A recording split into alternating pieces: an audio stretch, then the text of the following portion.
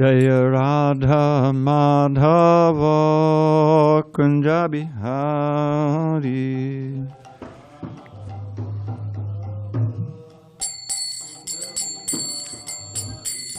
Jaya Radha Madhava Kunja Bihari.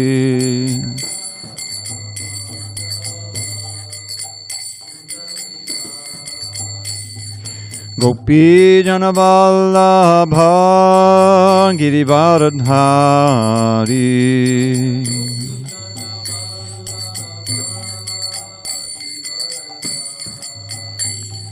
Gopi Janavallabha Girivaradhari.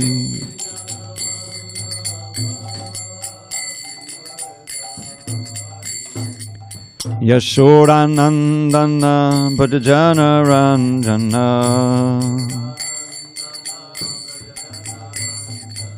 Yashodanandana Bhajana Ranjana.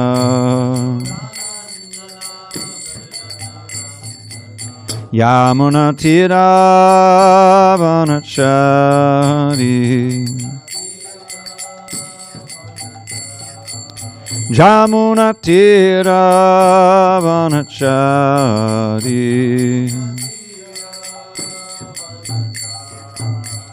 Jaya Radha Madhava Kunja Bihari.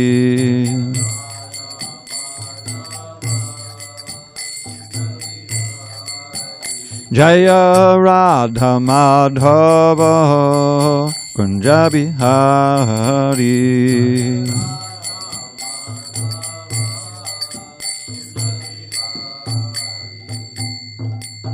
Jai Mr. Pad Paramahansa Parivajaka Acharya Ashtotar the Sri Srimad Divine Grace Srila A.C. Bhaktivedanta Swami Prabhupada Ki Jai.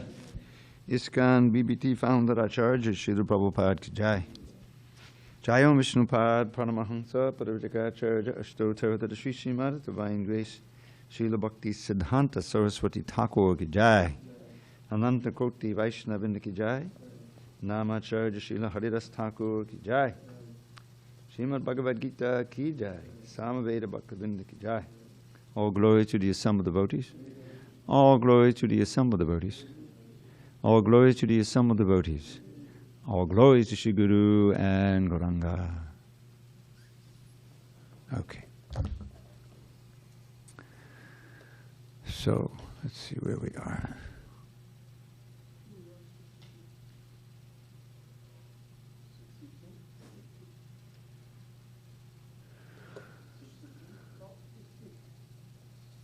Say again. 63. Verse 63? 66. That's what I thought. Yeah. Okay. So that should be on page 705, maybe? Probably, I think I got the one book here that's different. 711.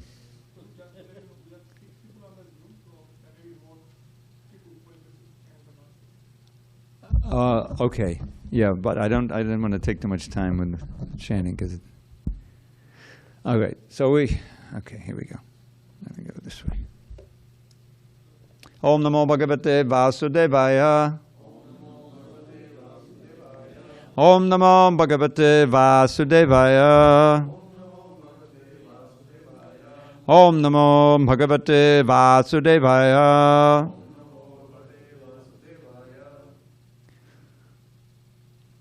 Sorry.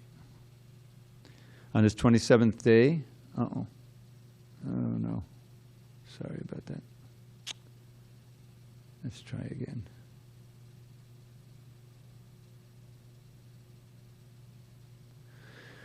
On this 27th day of December, 2021 in San Diego, we're reading from Srimad Bhagavad Gita as it is, translation and commentary by His Divine Grace A.C. Bhaktivedanta Swami Prabhupada. And we are in the final chapter, 18 of the Bhagavad Gita, entitled Conclusion, the Perfection of Renunciation. And we're reading text 66 tonight on page 705. On my book, 711 in other books, is it? 711. Okay. Sarva dharman parityajya mamekam sharanam vraja aham tvam sarva papebhyo mokshiyasyami ma shuchaha. Sarva dharman parityajya mamekam sharanam vraja aham tvam sarva papebhyo mokshiyasyami ma shuchaha. Sarva dharman parityajya mamekam sharanam vraja aham tvam sarva papebhyo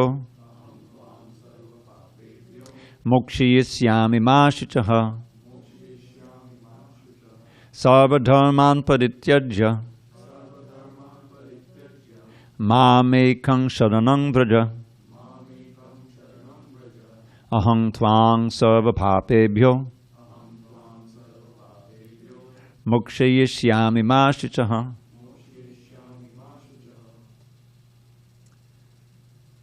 Go ahead, Boo. Sarva dharman parityajya mamekam sharanam vraja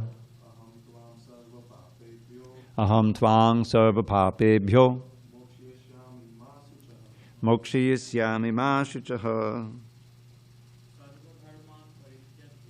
Sarva dharman parityajya mamekam sharanam vraja aham tvam sarva papebhyo mokshiyasyami ma shuchaha. Tapas, go ahead. Sarva dharman parityajya mamekam sharanam vraja aham tvam sarva papebhyo mokshiyasyami ma shuchaha. Sarva dharman parityajya mamekam sharanam vraja aham tvam sarva papebhyo mokshiyasyami ma shuchaha. Zoomland. Sarva dharman parityajya Sarva dharman parityajya mamekam sharanam vraja mamekam sharanam vraja aham tvam sarva papebhyo aham tvam sarva papebhyo mokshaishyami ma shuchaha. mokshiyasyami ma shuchaha. Sarva dharman parityajya Sarva dharman parityajya mamakum sharanam vraja mamekam sharanam vraja aham tavam sarva papebhyo aham tvam sarva papebhyo mokshayasyami ma sukha. mokshiyasyami ma shuchaha. सर्वधर्मान् परित्यज्य Sarva dharman parityajya मामेकं शरणं Vraj mamekam sharanam vraja अहं त्वां सर्वपापेभ्यो aham tvam sarva papebhyo मोक्षयिष्यामि मा शुचः. mokshiyasyami ma shuchaha. Sarva dharman. Sarva dharman, all varieties of religion. Parityajya, abandoning. Mam, unto me. Ekam, only. Sharanam, for surrender. Vraja, go. Aham, I. Tvam, you. Sarva, all. Papebhyaha, from sinful reactions. Mokshiyasyami, will deliver. Ma, do not. Shuchaha, worry. Translation. Krishna says to Arjun, abandon all varieties of religion and just surrender unto me. I shall deliver you from all sinful reactions. Do not fear. Sorry. Purport. The Lord has described various kinds of knowledge and processes of religion. Knowledge of the Supreme Brahman, knowledge of the Supersoul, knowledge of the different types of orders and statuses of social life, knowledge of the renounced order of life, knowledge of non-attachment, sense and mind control, meditation, etc. He has described in so many ways different types of religion. Now, in summarizing the Bhagavad Gita, the Lord says that Arjun should give up all the processes that have been explained to him. He should simply surrender to Krishna. That surrender will save him from all kinds of sinful reactions, for the Lord personally promises to protect him.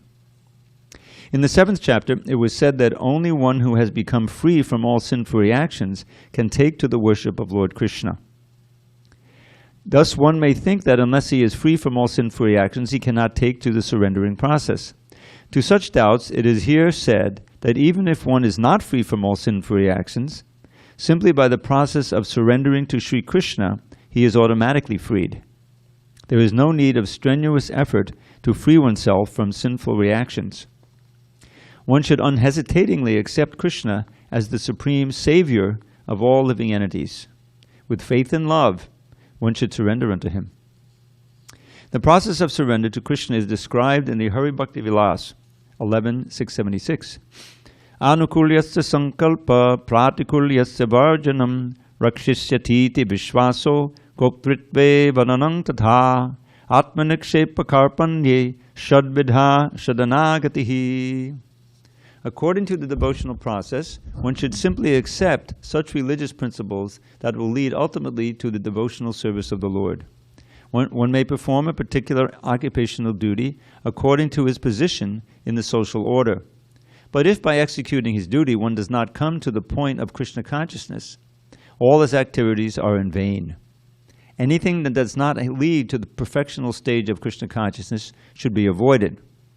One should be confident that in all circumstances Krishna will protect him from all difficulties.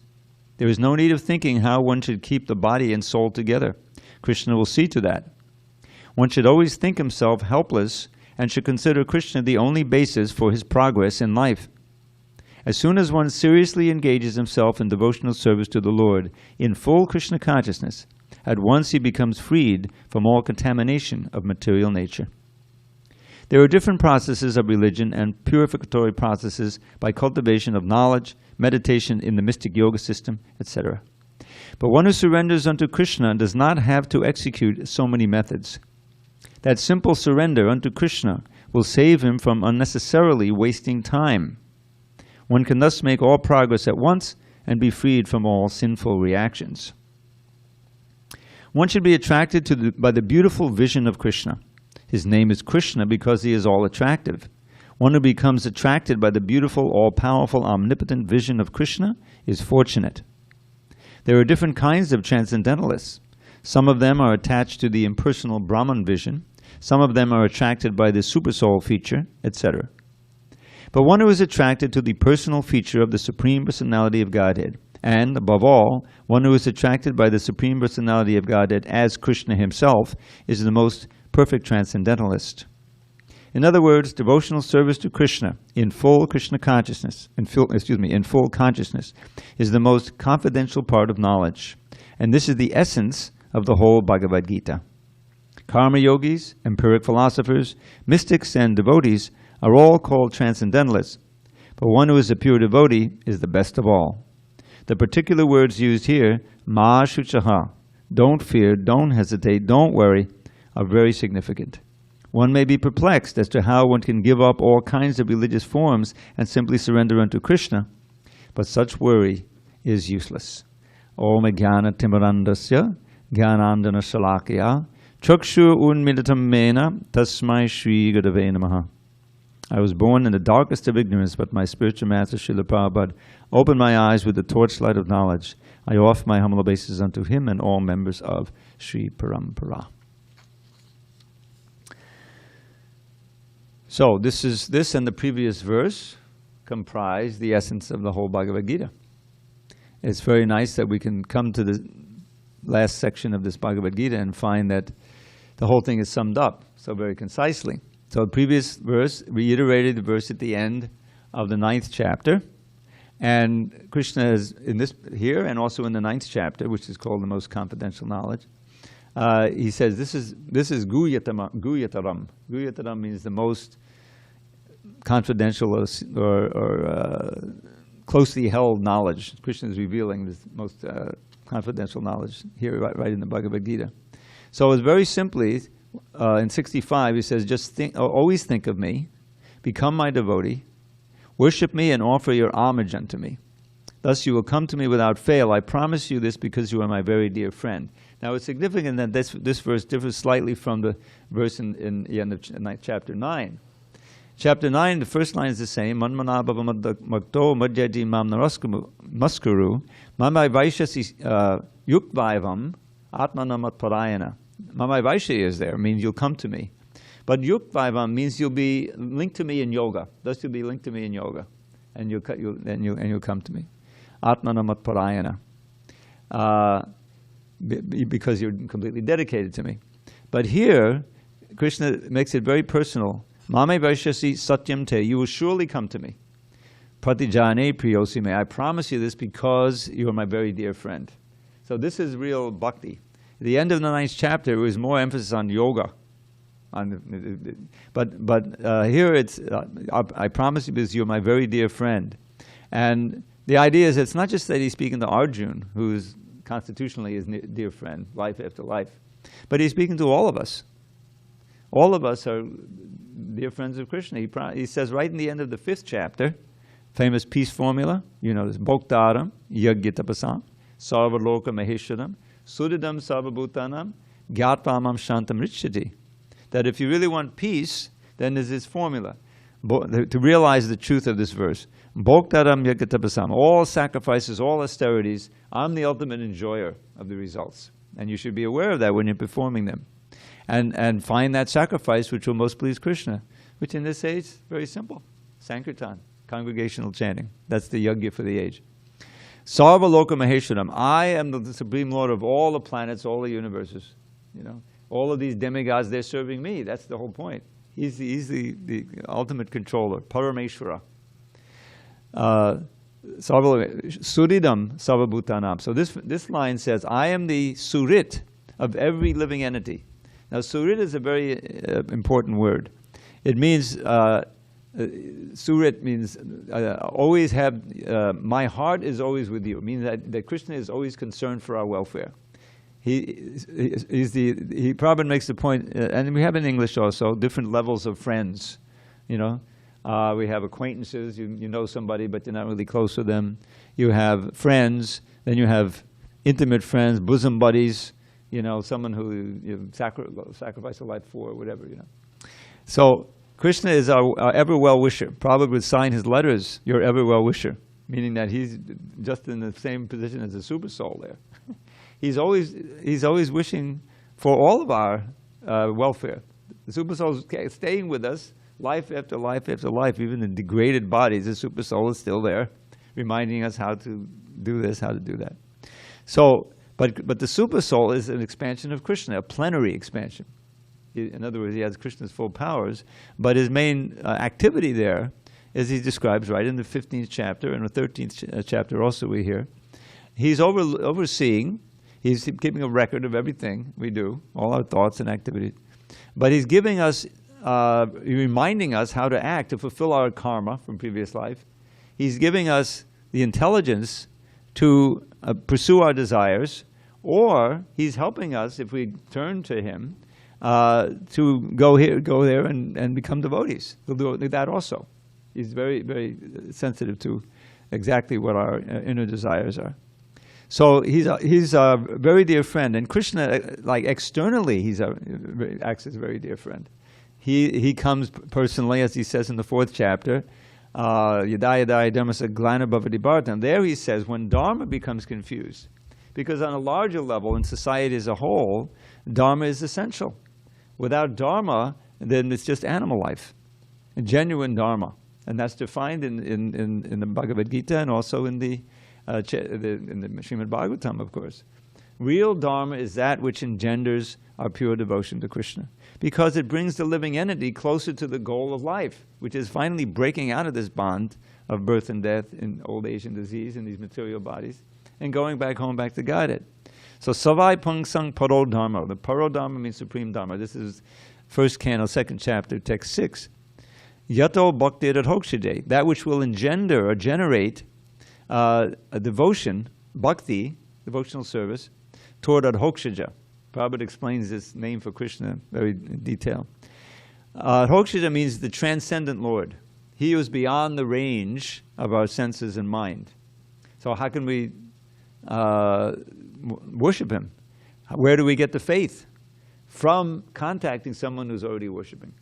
See, this is the importance of the realized soul, of having contact with a pure devotee. Directly, but most importantly through his words, which is available to us. It's also, I highly recommend, if you cultivate hearing Prabhupada's voice, there's something there in the voice, in the conviction, and personally hearing that has a great impact. His lectures are available everywhere. If you're interested, I can give you many, many MP3s. So, Yato Bhakti Hokshaje. Now, what kind of bhakti? Because bhakti is also can be very superficial.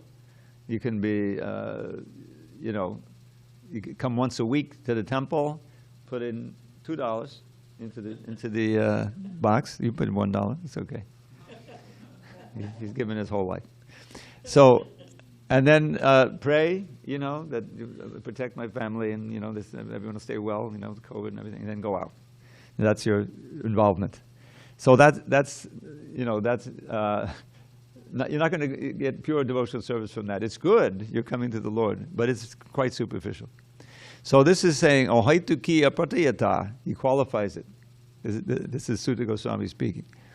It says it has to be free from material motivation, because the whole goal of this process is to come to the point of selfless, constant love for God. Meaning that you're simply feeling you're existing, that you can somehow perform some service for his pleasure. He wants me to chant his name, okay. Hare Krishna, Krishna Krishna, Hare. And you're not thinking of your own pleasure. But the amazing thing, and this is the paradox, or kind of a koan type of thing. The less you think about your own pleasure, and you think about the pleasure of the guru, and how can I serve the devotees, and how can I serve the Lord, and how can I serve the people outside by giving them, making a sacrifice, then you find yourself happy, really happy. Really happy. This comes out is a certain, whenever there's some disaster, this I think I'm accurate in relating this. Sadhaputta Prabhu, he lived upstate. This was many years ago, early 70s. And he was a super student, a great mathematician, actually. He had a degree in math and he was huge brain. But there was a flood or something. And everyone was called upon to come out and put the sandbags out, try to stop the flooding like that. So he joined in, he has a good heart, And it kind of, you feel something there, because now you're working together for the common good. And it's a very wonderful feeling to do that. I had that experience when I was demonstrating against the war. It's just that, which I've told before, there's you with thousands of people, you're raising your boys, you're trying to hold back the evil, like that. So, soon after that, he found himself in a bookstore, and he was looking, and he was I think Prabhupada's Bhagavad Gita on the bookshelf in the bookstore, and he had been exposed to something like that, and so he pulled it off and he read it. He became interested, came down to Brooklyn, checked it out, and eventually he joined there, and he was a tremendously important figure in the years he was with us. He unfortunately died untimely about 10 years ago, but. The idea is that that selfless service, that serving the Lord, serving others by bringing them close to the Lord, and chanting His name for His pleasure, and for the pleasure of the devotees, that is the heart of the Vaishnav. Is always thinking about Prabhupada. He embodied that. People were amazed. He was lying, on a disappearance bed. He hadn't eaten. He couldn't eat. He was very emaciated, and but he was calm. He wasn't like freaking out about it. He was calm about it. People would come to see him, and he would weekly say, "Oh, thank you for coming. Have you had prasadam? How was so and so?" He would remember who they were, and they would cry. They say, "Here's this, Srila Prabhupada, the great acharya, given his life for preaching, and he is in the last stages." And yet he's concerned about my welfare, that I had prasadam, Unlike, I mean, when that happens to you, you're practically completely absorbed in your own pain. You know, for most people, I worked in a hospital. It's all a question of, you know, giving them the morphine and trying to keep them quiet or, you know, undisturbed in these final days or hours, you know. That's the thing. But Prabhupada was still transcendental. He was able to transcend, you know, the body. So that comes from a lifetime of service, of devotional service, of pure devotional service, you know, on the highest level. So Krishna is promising, and and then he reiterates it in the next verse. These two verses come together. So sarva dharma padiccheda. Now this is very interesting because here he says, give up all dharma. But previously he's talking about he came in order to reinstitute dharma in chapter 4, right? So what gives? The idea is that bhakti is really beyond dharma. Once the dharma is meant to bring you to the stage of bhakti and surrender. But if you're actually surrendering, you don't need a process to do it. You're already there. That's the essence of the whole thing. So sarva dharma, and Prabhupada enumerates, yes, you don't need to worry about ashtanga yoga and meditation, karma yoga, varnashram dharma. No need. If you're actually surrendered to Krishna. Now what does it mean? Prabhupada quotes this key verse here, and he gives it a kind of expanded translation in the paragraph. So let's just meditate on those elements. There's 6 elements that have been defined. This was written by Sanatana Goswami, Hari Bhakti Vilas. Anukulyasya sankalpa. So anukulyasya means favorable. Those things which are favorable for devotional service. And it's every aspect of your life. Because when you come out of this society, you know, practically everything is unfavorable. All of your habits and what you're attached to, you know. So, but there are certain things that are favorable that you can take up, like chanting japa, kirtan, coming to the temple, devotees. That's, if you do that, then that will start to empower you to accept more things and to give up the things that you're attached to, because that's the next thing, partikulyasa bharjanam. The thing is, in this age, it's so possible to get entrapped in so many attachments and so many addictions that it becomes very difficult to take up a devotee lifestyle, which is really one of purity. So where do you get the strength to do that? You get the strength to do that from Krishna, by chanting. The chanting is so powerful. That's why it said, Hare Nama, Hare Nama, Hare Nama eva kevalam kalau nasteva, nasteva, nasteva gatadanyata. Whenever you find a repetition in the verse, you know that it's being emphasized 3 times, then you really should pay attention. So in this verse, you got two elements that are repeated twice, meaning that they're 3 times uttered. So Hare Nama, Hare Nama, Hare Nama, the holy name of Hari, of Krishna. Hare Nama eva kevalam, certainly that alone. Hare Nama, nothing else. Kalau nasti eva, there's no other way in this age of Kali. Kalau means in the age of Kali, where we are. Nasteva, nasteva, nasteva gatadanyati. Now gati is the key word. Gati means 2 things. It means the goal you're trying to strive for, and it means the means to the goal. In the 2 songs that we sing every morning in honoring the spiritual master, the Guru of Ashtaka, 8 verses about the Guru, beginning Samsara Davana Niloka, and the Guru Puja song, Prabhupada called it, Shri Guru Chadana Padma. That word appears, the word gati.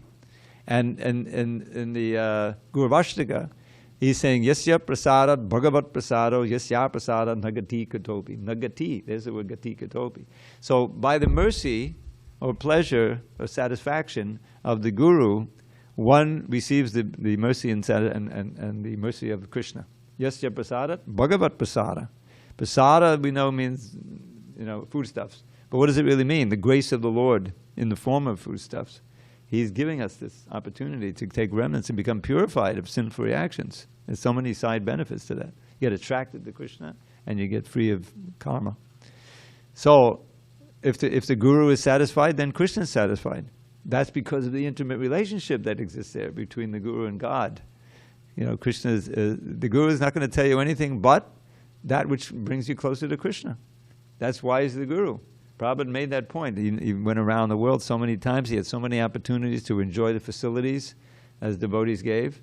He came from nothing, and, you know, by the 1975, 76, he had thousands of disciples and hundreds of thousands of dollars at his disposal. But he didn't use any of it for sense gratification. All the money, I was there in New York. I joined in New York in 73, and I soon learned there was a big collection campaign going on. There was books going out, but there was also collections for getting a new place in New York, in Manhattan itself. You know, we were in Brooklyn, but to have a place in Manhattan was much more important. So they were collecting, and you know, and then they had a few $100,000, which was quite a bit of money in '73. But at the same time, they were trying to buy that land in Bombay that Giriraj Swami wrote about. You know, it was such a struggle. So at a certain point, Prabhupada said, okay, take all the money out and send it to Bombay. We're going to actually pay for the land. And the devotees said, wait a minute, Prabhupada, you know, we want to get that place in New York. They didn't say it like that. They were happy to say, okay, Prabhupada, if that's what you want. And so they cooperated. And those devotees who collected that Lakshmi, I emptied my little bank account out, you know, when I joined, the $1,500. And I'm sure that was part of the money they sent to Bombay. So I was happy that, you know, that's great. So the point, then they started collecting again. Eventually they were able to get a place in Manhattan, a really nice place. Unfortunately, they couldn't keep it because it was $13,000 a month just to heat that place in the wintertime, and they couldn't maintain it. Anyway, they have a nice place in Brooklyn now which is worth like $70–80 million because it became gentrified. Manhattan is impossible. You know, all of the wealthy oligarchs and everything buy everything in Manhattan. So what are they going to do? Well, they build up Brooklyn, which is a short subway ride away. So now the same building, which was in the middle of a slum when they had it, they got it for like a few $100,000. Now the land itself is worth tens of millions of dollars. But they're not selling it. They're using it. They're preaching right out of there. So that's it's wonderful. So anukulyasya sankalpa pratikulyasya varjanam. These two principles are there for any process. I mean, I learned to play the flute. I had to go to a teacher, you know, and pay. The lessons were only $5, you know, each time. But I had to accept what he was saying, you know, how to finger the holes and all this stuff, and what not to do and what to do. Any process, especially the spiritual process, so many things to take on and so many things to give up. And then here's a big one: rakshasatiti vishvaso, to be confident that Krishna will protect. Now, so much of material life is part of, you know, eating, sleeping, meditating, defending. Defending is a big one, right? You know that there are many more weapons in the United States, guns in the United States, than people. People think, oh, these guns will make me safe. But there's been a study, you get a gun in your house, it's much less safe. The children will get hold of it. You know, you have an argument with your wife and you shoot her. Or in rare cases, she'll shoot you. You know? It's crazy. There's no defending.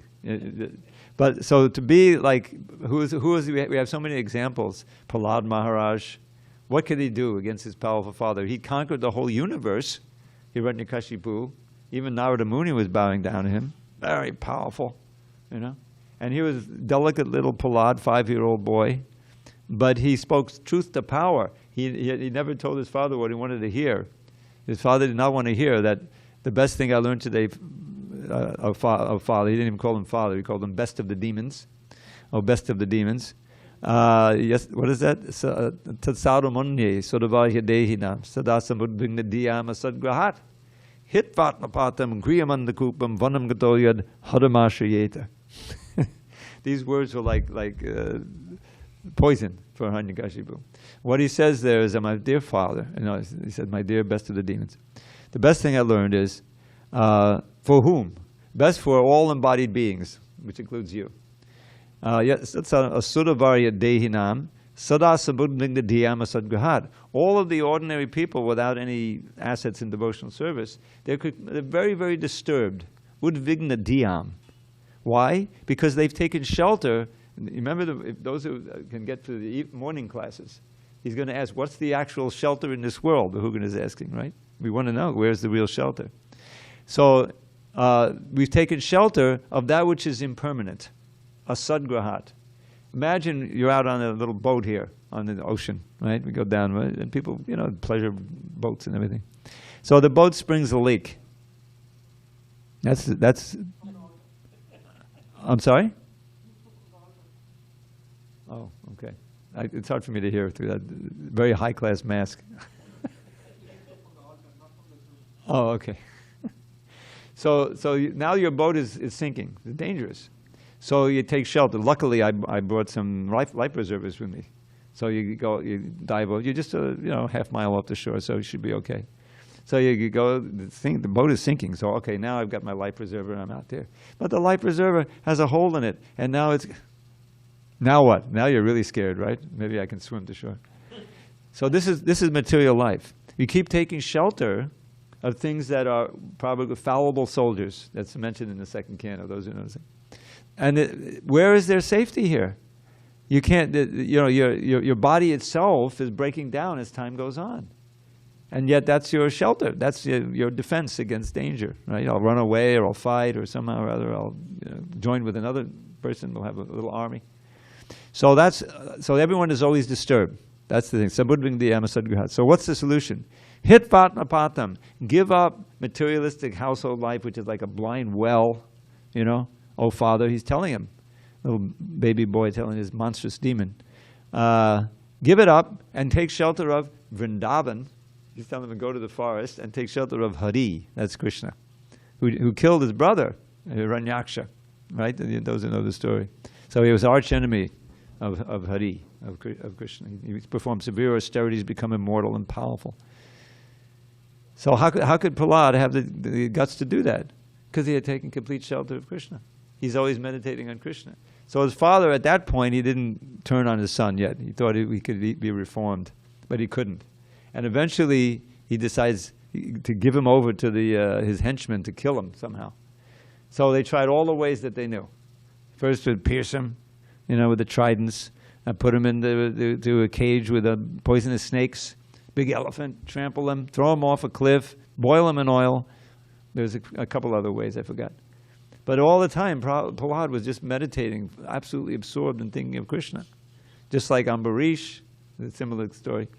And he was protected. Krishna never let him even feel pain.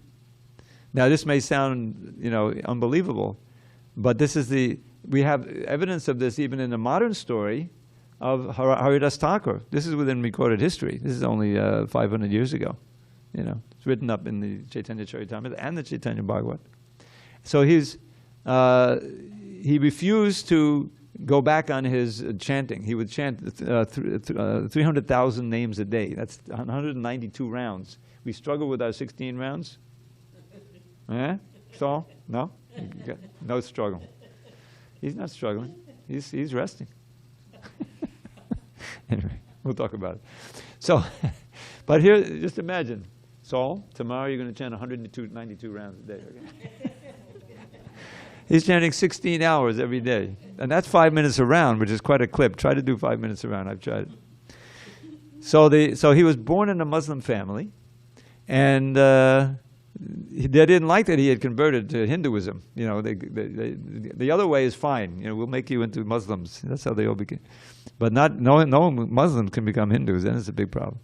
So anyway, he refused to say some oath or something. Those who know, to be counted. No. Whatever, there's so many Hindus have become Muslim. What if one Muslim becomes a Hindu? That was his answer.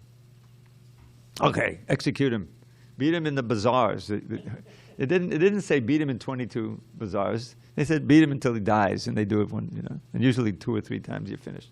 Can you imagine, big guy beating you with sticks, So what did he do? What he always does, chanted, Hare Krishna, Hare Krishna, Krishna Krishna, Hare Hare, Hare Rama, Rama Rama. And he actually didn't feel anything. He's being beaten. He didn't die. On and on and on until it got to the 20th marketplace, and their arms were getting tired, and they were scared because if he didn't die, then they were going to die. They were going to execute them. So they told that to Haridas and said, "Oh, then I don't want to cause that problem." So he went into samadhi, where you look like you're dead. It looks like you're not breathing. So they didn't know. So they thought he was dead. So they carry him back to the Qazi who had ordered his execution, and they said, well, what should we do? Should we bury him here? The Ganges is right there. Said, no, it'll become a place of pilgrimage. You better just throw him in the river. Throw the body in the river. So they threw the body in the river. He came out of samadhi, swam across the other side, and kept chanting. And they had already promised, if you get through this, then we won't bother you anymore. And they didn't. They said, do whatever you want. So, and then later it came out that Lord Chaitanya said, yes, I took the marks, the beating on my back. He didn't even feel anything. So these are examples of devotees who take great shelter of Krishna. And Prabhupada did some other amazing stories. He had several times, he was threatened with an assassination by the Naxalites. Anyone who's familiar with India knows who the Naxalites are. Communist terrorists. And they're prominent in Bengal. And we went to do a pandal in Calcutta. Pandal means a big festival with big tent light things, those who don't know, with no sides on them, And thousands of people came, and they were coming to this one. So the Naxalites came, and they had one message for Prabhupada: fly or die. So Prabhupada wasn't about to fly, and he wasn't about to die either. So they came to the tent. They came to the pandal, and they looked very menacing, So Prabhupada said, "Give them some seats," So they felt, we're getting some honor. So they, okay, cool that. Then Prabhupada started chanting the Brahma Samhita very sweetly. Now they're all, raised in Bengal, so they're familiar with these things. So they were a little bit pacified. They were a little bit moved. And then they gave him prasadam, and then Prabhupada met with him personally and said, this process that we're teaching in Krishna consciousness is spiritual communism. And he started explaining to them how this is really, I tell you, when I joined the movement, I said, this is just like what I learned from Marxism. There's a little memo, what do you call it? A little motto. From each according to his needs, from each according to his abilities, to each according to his needs. This is the ideal of socialism, So that's more or less what we do. You serve in your capacity that you can give, and you get what you need to live. You get a place, you get food, you get health care. In other words, you get what you need. And so they were impressed. Oh, this is a communism, So in other words, he defused it, but he didn't fly, and he certainly didn't die. So the idea is that Krishna protects. And to have faith in that, that's a very big principle of surrender, you can imagine. And then the other one is, Goptit Vevananangtada. Krishna will maintain. And this was, especially for serious, renunciant sannyasis, they have to have faith that, because they don't have any separate businesses, that's the whole point. That, especially in India, they go begging, they go madhukari, get a little food from one after another, and this way they keep body and soul together. Krishna will maintain. And then Atmanikshepa, Karpanya, that's the last two, the 6 elements. Atmanikshepa means that you have no interest separate from the Lord, and that you're always meek and humble. This is Sharanagati, the surrender process. So that's what Krishna is saying here that Arjun should do, is that he should have no worry that he's going to suffer sinful reactions, or that it's going to hurt society. This is Krishna's plan, to reinstitute dharma in society, in the person of Yudhishthira and the Pandavas. And he tried, like anything, to do it peacefully, but there was no question of disarming. The other side was adamant. They weren't going to share the rule. They weren't going to do anything. So it had to be like that. Krishna says in that 4th chapter, why he appears, Padatanaya sadhanam vinashaya shadushkritam, in order to annihilate the miscreants. So the miscreants were there in the person of the Kurus at that point. So Arjun became simply an agent of Krishna's will. That's really what the essence of surrender is. And at the end he says, Krishna says, Yatejasi tathakuru. Now I've spoken this to you, now do as you like. He's not forcing. It has to be freely given. That's what bhakti is, the love, you see. And Arjun says, yes, Karishe vachanang tava. You have destroyed my illusion by your mercy. Now I will do as you say. So the whole thing is it's meant to be a model of how the confused living entity, bewildered, is trying to make a solution to his own problems and is failing. But if he listens to Krishna and he starts acting as a servant of Krishna, then all the problems are solved. I always go back to this wonderful verse by Prahlad Maharaj, where he, in his prayer to the Shringadev, 7th canto. And he's saying, he describes the material dilemma in 3 lines, and then the solution in the 4th line. He says, Yasmat priya priyaba yoga sa yoga janma shokagnina sakala yona shadayamana. So this is the material situation of every living entity. And human beings can really perceive it because we have the higher intelligence. So here's what happens. Yasmat means what he's going to describe in the next few lines. This is where all the dukkha is, where the misery comes in the material world. A fire of lamentation, he calls it. Priya, apriya, viyoga, sayoga. What that means is that those things which are dear to us, beginning with our body, our health, our loved ones, everything we have, property. So those are priya. When we work hard for them and we have them. They're, by the vicissitudes of time and the material energy, are taken away from us, either all at once or gradually. Certainly the body, which is so dear, is eventually taken away by death. Or your body is with you, but it's not healthy anymore. You can't, it's a source of suffering in and of itself. So that's priya sangyoga. And those things, priya viyoga, separated. And those things which are hurtful to you, you know, some enemy, disease, the COVID, there's a million different things that come up as you lead your life that you want to try to avoid, they're forced upon you, one after another. So this is a source of lamentation. It may not be all at once. At a certain point in time, you think, oh, I got it all together. I got a healthy body. I got a nice situation here. You know, I got money in the bank. I got it made. Yes, but the time factor eventually, things become difficult, and dukkha happens, misery. So how do we get rid of the dukkha? Well, we have certain ways, just like the insurance. You know, yeah, I may get sick, but I got health insurance. I got, you know, I may have an accident in the car, but I got car insurance. Right? All is insurance. This comes from fear. This all comes, you know, from fearing. You know, then you don't have to have the fear anymore. You still may have things may happen to you, but I got a solution to it. You know? So this is called dukkha aushadam. Aushadha literally means a remedy, often an herbal remedy, right? Aushadhi. So herbal remedies also, the side effects, right? The side effects are there. So anyway, he says, dukkha aushadam tadapi dukkham. The solution to the miseries often eventually cause more misery. Just like the solution to the modern society will, you know, we got the oil and we can refine it, maybe we can have, you know, gas and we can build up this whole society. But that in itself becomes a problem. The dukkha aushadhi is itself a source of dukkha. And then the whole root of the problem, atadhyaham. This is the analysis. It's a kind of a little koan. Means thinking, dhyam, I'm something I'm not. It comes from the bodily concept of life. Identifying ourselves as the gross and subtle body, you see, and with the expansions of it, the family, the ancestors, the whole thing, the race, you know, all this business, language. That's who I am. I want to find out who I am. Let me find out who my great-great-grandfather was, then I'll know who I am. No, that's not going to help you know that you're a soul, you know. So, therefore, what's the solution? He's standing there, a little boy again with this huge figure of Nrsingadev. I mentioned it, Nrsingadev. Nrsinga is half man, half lion, you know, incarnation of Krishna. So he's in his Komala feature. You know, he's there with Prahlad. All the demons are dead, and father's dead.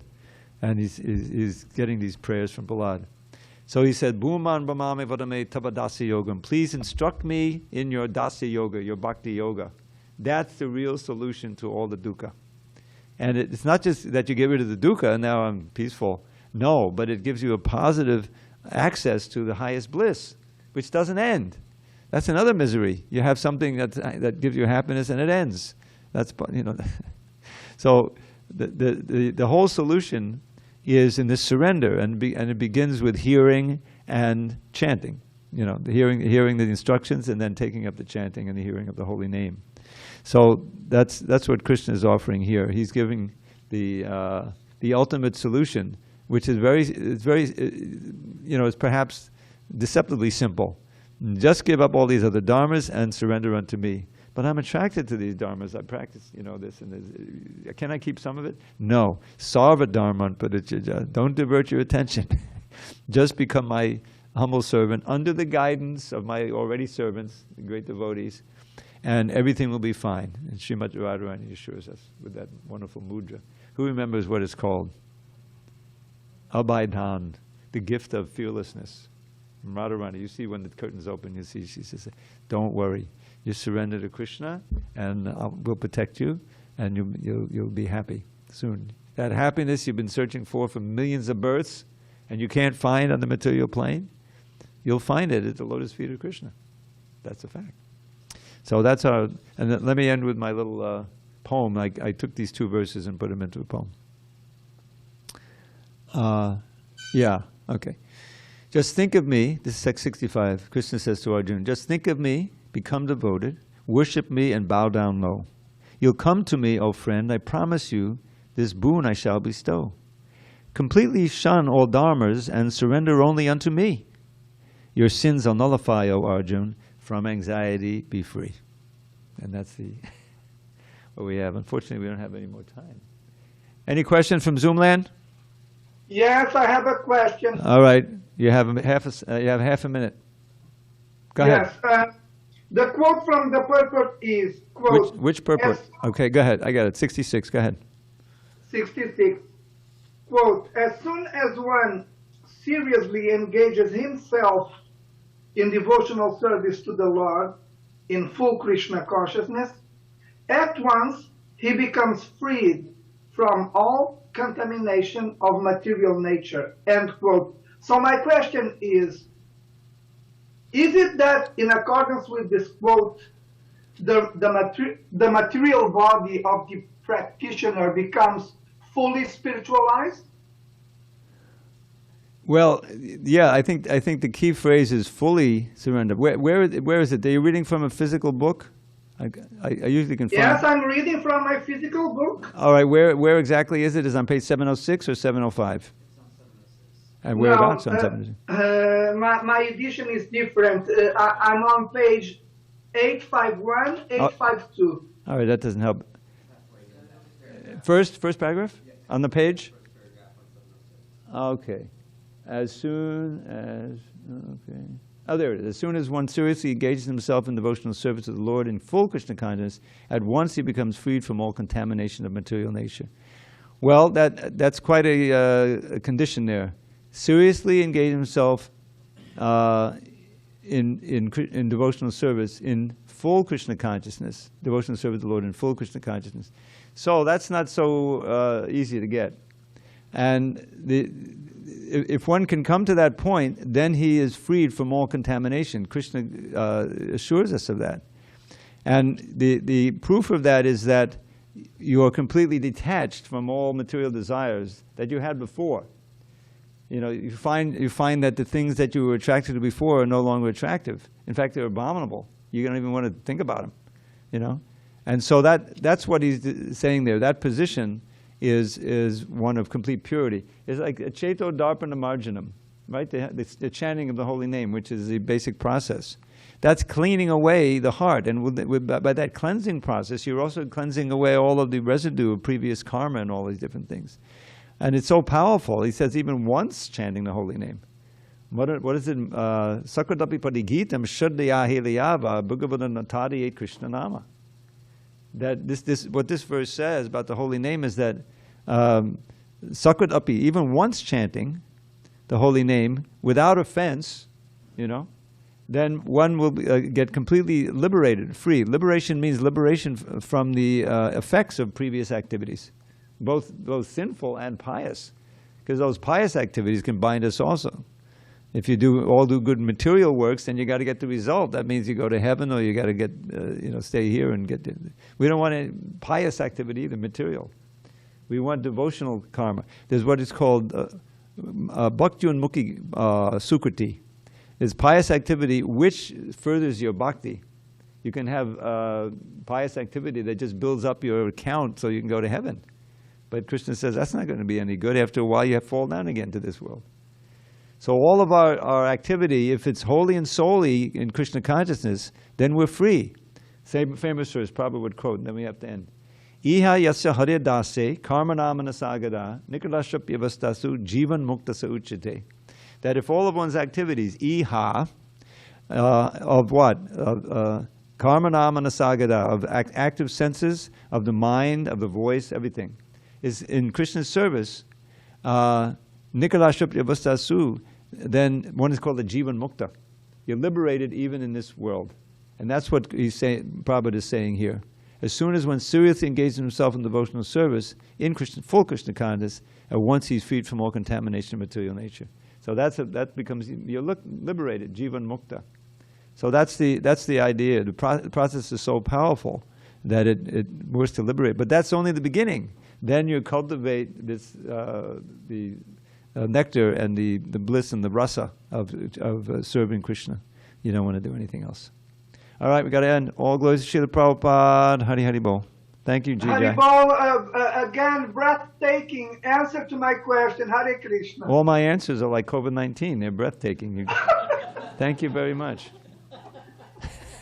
You're amazing, Prabhu. Hare Krishna. I thought about it. I thought about that one after this morning's class. Now he's again.